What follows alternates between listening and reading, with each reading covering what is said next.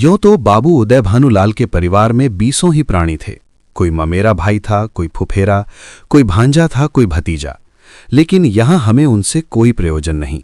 वो अच्छे वकील थे, लक्ष्मी प्रसन्न थीं और कुटुंब के दरिद्र प्राणियों को आश्रय देना उनका कर्तव्य ही था। हमारा संबंध तो केवल उनकी दोनों कन्याओं से है, जिनमें बड़ी का नाम निर्मला और छोटी का कृष्णा था। अभी कल दोनों साथ साथ गुड़िया खेलती थीं। निर्मला का 15वां साल था, कृष्णा का 10वां। फिर भी उनके स्वभाव में कोई विशेष अंतर न था। दोनों चंचल, खिलाड़िन और सैर तमाशे पर जान देती थीं। दोनों गुड़िया का धूमधाम से ब्याह करती थीं, सदा काम से जी चुराती थीं। माँ पुकारती रहती थीं, पर दोनों कोठे पर छिपी बैठी रहती थीं कि न जाने किस काम के लिए बुलाती हैं। दोनों अपने भाइयों से लड़ती थीं, नौकरों को डांटती थीं और बाजे की आवाज़ सुनते ही द्वार पर आकर खड़ी हो जाती थीं। परंतु आज एकाएक एक ऐसी बात हो गई है जिसने बड़ी को बड़ी और छोटी को छोटी बना दिया है। कृष्णा वही है, पर निर्मला बड़ी गंभीर, एकांत प्रिय और लज्जाशील हो गई है। इधर महीनों से बाबू उदय भानुलाल निर्मला के विवाह की बातचीत कर रहे थे। आज उनकी मेहनत ठिकाने लगी है। बाबू भालचंद्र सिन्हा के ज्येष्ठ पुत्र भुवन मोहन सिन्हा से बात पक्की हो गई है। वर के पिता ने कह दिया है कि आप अपनी खुशी से ही दहेज दें या न दें, मुझे इसकी परवाह नहीं। हाँ, बारात में जो लोग जाएं उनका आदर सत्कार अच्छी तरह होना चाहिए, जिससे मेरी और आपकी जग हंसाई न हो। बाबू उदय भानुलाल थे तो वकील, पर संचय करना न जानते थे। दहेज उनके सामने कठिन समस्या थी। इसलिए जब वर के पिता ने स्वयं कह दिया कि मुझे दहेज की परवाह नहीं, तो मानो उन्हें आंखें मिल गईं। डरते थे न जाने किस किस के सामने हाथ फैलाना पड़े। 2-3 महाजनों को ठीक कर रखा था। उनका अनुमान था कि हाथ रोकने पर भी 20,000 से कम खर्च ना होंगे। ये आश्वासन पाकर वे खुशी के मारे फूले न समाये। इसकी सूचना ने अज्ञान बालिका को मुंह ढांपकर एक कोने में बिठा रखा है। उसके हृदय में एक विचित्र शंका समा गई है। रोम रोम में एक अज्ञात भय का संचार हो गया है। न जाने क्या होगा। उसके मन में वे उमंगे नहीं हैं जो युवतियों की आंखों में तिरछी चितवन बनकर, ओठों पर मधुर हास्य बनकर और अंगों में आलस्य बनकर प्रकट होती हैं। नहीं, वहां अभिलाषाएं नहीं हैं। वहां केवल शंकाएं, चिंताएं और भीरू कल्पनाएं हैं। यौवन का अभी तक पूर्ण प्रकाश नहीं हुआ है। कृष्णा कुछ कुछ जानती है, कुछ कुछ नहीं जानती।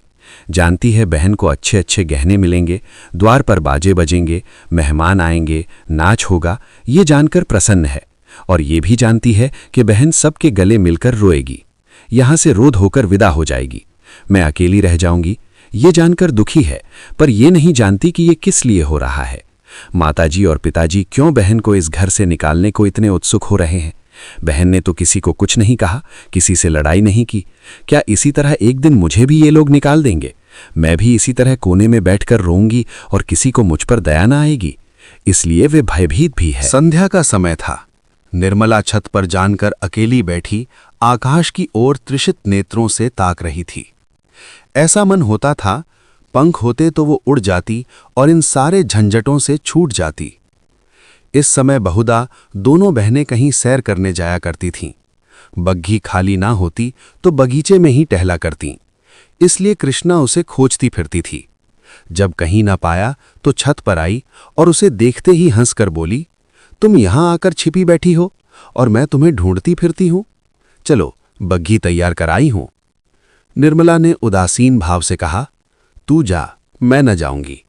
कृष्णा, नहीं मेरी अच्छी दीदी, आज जरूर चलो। देखो कैसी ठंडी ठंडी हवा चल रही है। निर्मला, मेरा मन नहीं चाहता, तू चली जा। कृष्णा की आंखें डबडबा आईं। कांपती हुई आवाज से बोली, आज तुम क्यों नहीं चलती? मुझसे क्यों नहीं बोलती? क्यों नहीं इधर उधर छिपी छिपी फिरती हो? मेरा जी अकेले बैठे बैठे घबराता है। तुम न चलोगी तो मैं भी न जाऊंगी, यहीं तुम्हारे साथ बैठी रहूंगी। निर्मला, और जब मैं चली जाऊंगी तब क्या करेगी? तब किसके साथ खेलेगी और किसके साथ घूमने जाएगी, बता। कृष्णा, मैं भी तुम्हारे साथ चलूंगी, अकेले मुझसे यहां ना रहा जाएगा। निर्मला मुस्कुराकर बोली, तुझे अम्मा ना जाने देंगी? कृष्णा, तो मैं भी तुम्हें ना जाने दूंगी। तुम अम्मा से कह क्यों नहीं देती कि मैं ना जाऊंगी? निर्मला, कह तो रही हूं, कोई सुनता है? कृष्णा, तो क्या ये तुम्हारा घर नहीं है?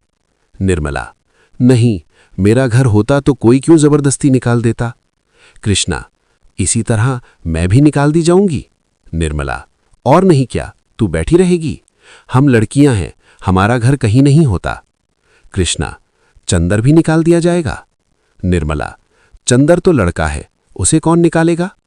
कृष्णा, तो लड़कियां बहुत खराब होती होंगी। निर्मला, खराब ना होती तो घर से भगाई क्यों जाती?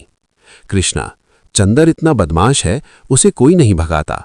हम तुम तो कोई बदमाशी भी नहीं करती। एकाएक चंदर धम धम करता हुआ छत पर आ पहुंचा और निर्मला को देखकर बोला, अच्छा, आप यहां बैठी हैं? ओहो, अब तो बाजे बजेंगे, दीदी दुल्हन बनेंगी, पालकी पर चढ़ेंगी। ओहो ओहो। चंदर का पूरा नाम चंद्रभानु सिन्हा था। निर्मला से 3 साल छोटा और कृष्णा से 2 साल बड़ा। निर्मला, चंदर, मुझे चिढ़ाओगे तो अभी जाकर अम्मा से कह दूंगी। चंदर, तो चिढ़ती क्यों हो, तुम भी बाजे सुनना। ओहो हो, अब आप दुल्हन बनेंगी। क्यों किशनी, तू बाजे सुनेगी ना? वैसे बाजे तूने कभी न सुने होंगे। कृष्णा, क्या बैंड से भी अच्छे होंगे? हाँ हाँ, बैंड से भी अच्छे, 1000 गुने अच्छे, लाख गुने अच्छे। तुमने जाने क्या एक बैंड सुन लिया तो समझने लगी कि उससे अच्छे बाजे नहीं होते। बाजे बजाने वाले लाल लाल वर्दियां और काली काली टोपियां पहने होंगे, ऐसे खूबसूरत मालूम होंगे कि तुमसे क्या कहूं। आतिशबाजियां भी होंगी, हवाइयां आसमान में उड़ जाएंगी और वहां तारों में लगेंगी तो लाल पीले हरे नीले तारे टूट टूट कर गिरेंगे। बड़ा मजा आएगा। और क्या क्या होगा चंदन, बता दे मेरे भैया। मेरे साथ घूमने चल तो रास्ते में सारी बातें बता दूं। ऐसे ऐसे तमाशे होंगे कि देखकर तेरी आंखें खुल जाएंगी। हवा में उड़ती हुई परियां होंगी, सचमुच की परियां। अच्छा चलो, लेकिन ना बताओगे तो मारूंगी। चंद्रभानु और कृष्णा चले गए, पर निर्मला अकेली बैठी रह गई। कृष्णा के चले जाने से इस समय उसे बड़ा क्षोभ हुआ। कृष्णा, जिसे वो प्राणों से भी अधिक प्यार करती थी, आज इतनी निठुर हो गई, अकेली छोड़कर चली गई। बात कोई नहीं थी, लेकिन दुखी हृदय, दुखती हुई आंख है जिसमें हवा से भी पीड़ा होती है। निर्मला बड़ी देर तक बैठी रोती रही। भाई बहन, माता पिता सभी इसी भांति मुझे भूल जाएंगे। सबकी आंखें फिर जाएंगी, फिर शायद इन्हें देखने को भी तरस जाऊं। बाग में फूल खिले हुए थे, मीठी मीठी सुगंध आ रही थी। चैत की शीतल मंद समीर चल रही थी। आकाश में तारे छिटके हुए थे। निर्मला इन्हीं शोकमय विचारों में पड़ी पड़ी सो गई और आंख लगते ही उसका मन स्वप्न देश में विचरने लगा। क्या देखती है कि सामने एक नदी लहरें मार रही है और वो नदी के किनारे नाव की बाट देख रही है। संध्या का समय है। अंधेरा किसी भयंकर जंतु की भांति बढ़ता चला आता है। वो घोर चिंता में पड़ी हुई है कि कैसे ये नदी पार होगी, कैसे पहुंचूंगी। रो रही है कि कहीं रात ना हो जाए, नहीं तो मैं अकेली यहां कैसे रहूंगी। एकाएक उसे एक सुंदर नौका घाट की ओर आती दिखाई देती है। वो खुशी से उछल पड़ती है और ज्यों ही नाव घाट पर आती है, वो उस पर चढ़ने के लिए बढ़ती है, लेकिन ज्यों ही नाव के पटरे पर पैर रखना चाहती है, उसका मल्लाह बोल उठता है, तेरे लिए यहां जगह नहीं है। वो मल्लाह की खुशामद करती है, उसके पैरों पड़ती है, रोती है, लेकिन वो ये कहे जाता है, तेरे लिए यहां जगह नहीं है। एक क्षण में नाव खुल जाती है। वो चिल्ला चिल्ला कर रोने लगती है। नदी के निर्जन तट पर रात भर कैसे रहेगी, ये सोच वो नदी में कूदकर उस नाव को पकड़ना चाहती है कि इतने में कहीं से आवाज आती है, ठहरो ठहरो, नदी गहरी है, डूब जाओगी। ये नाव तुम्हारे लिए नहीं है, मैं आता हूं, मेरी नाव में बैठ जाओ, मैं उस पार पहुंचा दूंगा। वो भयभीत होकर इधर उधर देखती है कि ये आवाज कहां से आई। थोड़ी देर के बाद एक छोटी सी डोंगी आती दिखाई देती है। उसमें ना पाल है, ना पतवार और ना मस्तूल। पेंदा फटा हुआ है, तख्ते टूटे हुए, नाव में पानी भरा हुआ है और एक आदमी उसमें से पानी उलीच रहा है। वो उससे कहती है, ये तो टूटी हुई है, ये कैसे पार लगेगी। मल्लाह कहता है, तुम्हारे लिए यही भेजी गई है, आकर बैठ जाओ। वो एक क्षण सोचती है, इसमें बैठूं या ना बैठूं। अंत में वो निश्चय करती है, बैठ जाऊं। यहां अकेली पड़े रहने से नाव में बैठ जाना फिर भी अच्छा है। किसी भयंकर जंतु के पेट में जाने से तो यही अच्छा है कि नदी में डूब जाऊं। कौन जाने नाव पार पहुंच ही जाए। ये सोचकर वो प्राणों को मुट्ठी में लिए हुए नाव पर बैठ जाती है। कुछ देर तक नाव डगमगाती हुई चलती है, लेकिन प्रतिक्षण उसमें पानी भरता जाता है।